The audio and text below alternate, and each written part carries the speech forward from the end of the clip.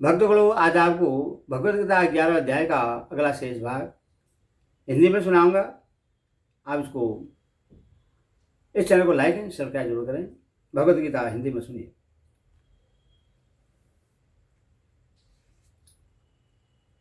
भगवान के महान उग्र रूप को देखकर यहाँ भयभीत अर्जुन उस अत्यंत भयानक रूप का वर्णन करते हुए कह रहे हैं कि जिनसे अग्नि की भयानक लपटें निकल रही हैं, अपने वन विकराल मुखों से आप समस्त लोगों को निकल रहे हैं और इतने पर भी अतीव्र भाव से बार बार अपनी जीभ लपलपा रहे हैं तथा आपकी अत्यंत उग्र प्रकाश की भयानक तेज से सारा जगत अत्यंत संतप्त हो रहा है। मुझे बतलाइए कि आप उग्र रूप वाले कौन हैं? हे देवों में श्रेष्ठ, आपको नमस्कार हो। आप प्रश्न होइए।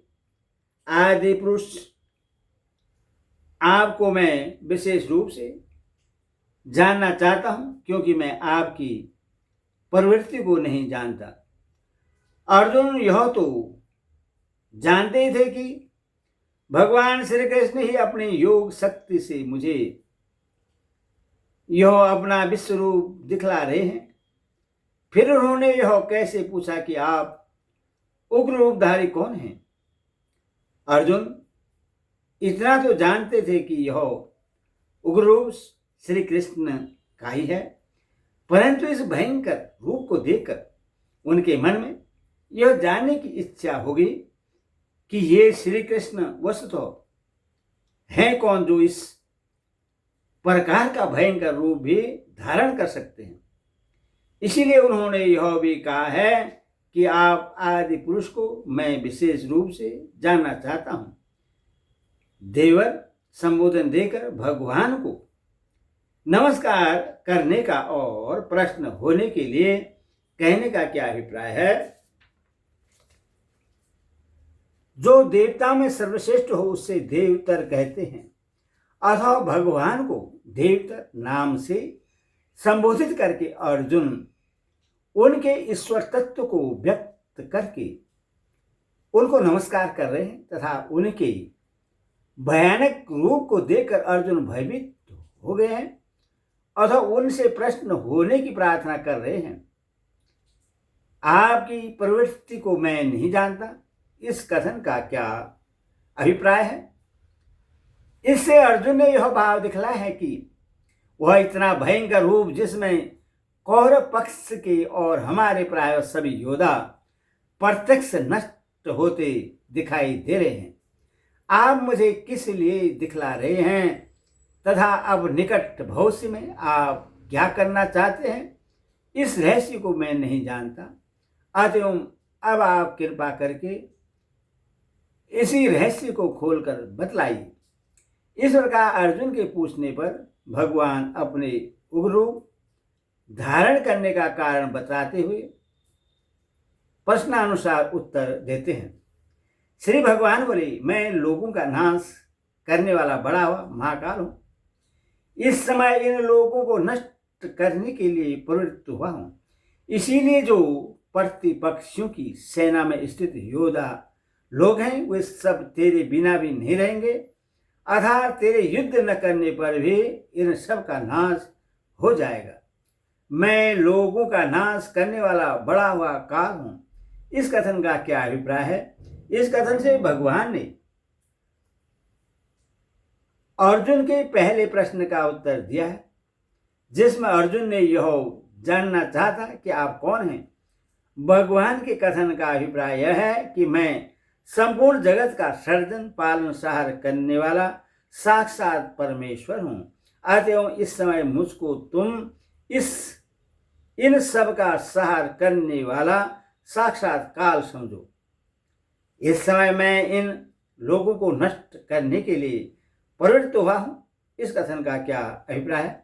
इस कथन से भगवान ने अर्जुन के उस प्रश्न का उत्तर दिया है जिसमें अर्जुन ने यह कहा था कि मैं आपकी प्रवृत्ति को नहीं जानता।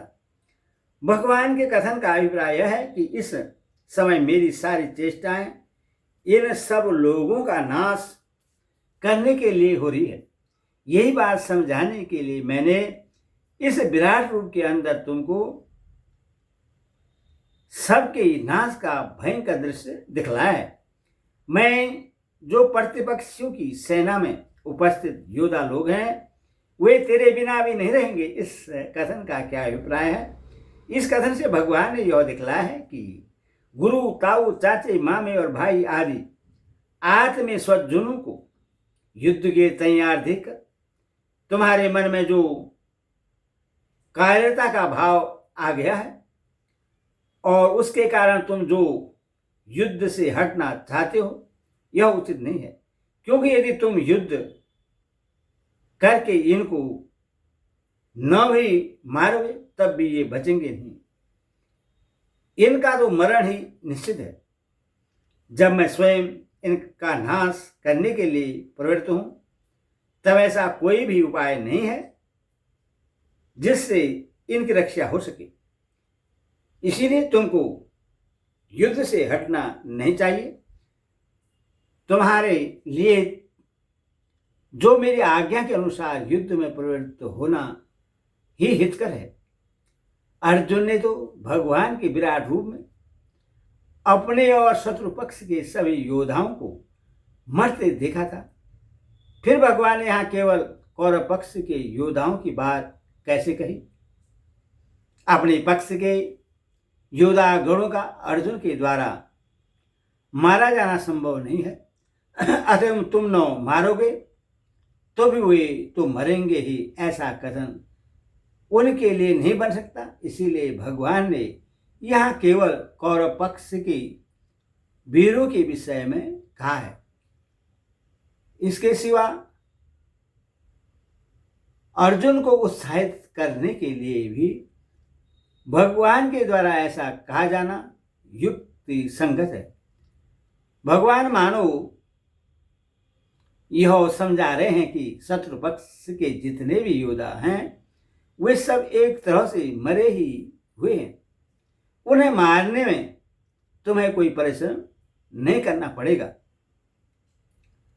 अतः तो उठ, यश प्राप्त कर और शत्रु को जीत कर धन धान्य संपन्न राज्य को भोग। ये सब शूरवीर पहले से ही मेरे ही द्वारा मारे हुए हैं। हे सभ्य साबित, तू तो केवल निमित्त मात्र बन जा। यहाँ तस्मात् पद के सहित उत्तिष्ठ क्रिया का प्रयोग करके क्या भाव दिखलाया गया है? तस्मात् के साथ उत्तिष्ठ क्रिया का प्रयोग करके भगवान ने यह भाव दिखलाया है कि जब तुम्हारे युद्ध न करने पर भी ये सब नहीं बचेंगे तो निसंदेह मरेंगे ही। तब तुम्हारे लिए युद्ध करना ही सब प्रकार से लाभप्रद है। अतएव तुम किसी प्रकार से भी युद्ध से हटो मत, उत्साह के साथ खड़े हो जाओ। यश लाभ करने और शत्रुओं को जीतकर स्मृत राज्य भोगने के लिए कहने का क्या अभिप्राय है? इससे भगवान ने यह भाव दिखलाया है कि इस युद्ध में तुम्हारी विजय निश्चित है।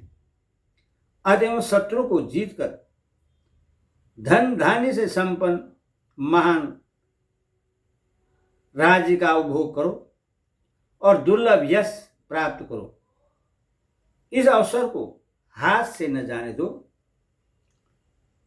सब्यसाची नाम से संबोधन करके यह कहने का क्या अभिप्राय है कि ये पहले से ही मेरे द्वारा मारे हुए हैं, तुम तो केवल निमित्त मात्र बन जाओ। जो बाएं हाथ से भी बाण चला सकता हो उसे सब्यसाची कहते हैं। यहाँ अर्जुन को सब्यसाची नाम से संबोधित करके और निमित्त मात्र बनने के लिए कहकर भगवान ने यह भाव दिखलाया है कि तुम तो दोनों ही हाथों से बाण चलाने में अत्यंत निपुण हो। तुम्हारे लिए इन शूरवीरों पर विजय प्राप्त करना कौन सी बड़ी बात है? फिर इन सबको तो वस्तुतः तुम्हें मारना ही क्या पड़ेगा। तुमने प्रत्यक्ष देख ही लिया कि ये सब के सब मेरे द्वारा पहले ही से मारे हुए हैं। तुम्हारा तो सिर्फ नाम भर होगा। अतएव अब तुम इन्हें मारने में जरा भी हिचको मत। मार तो मैंने रखा ही है, तुम तो केवल निमित्त मात्र बन जाओ। हरि ओम तस्सत्, हरि ओम तस्सत्।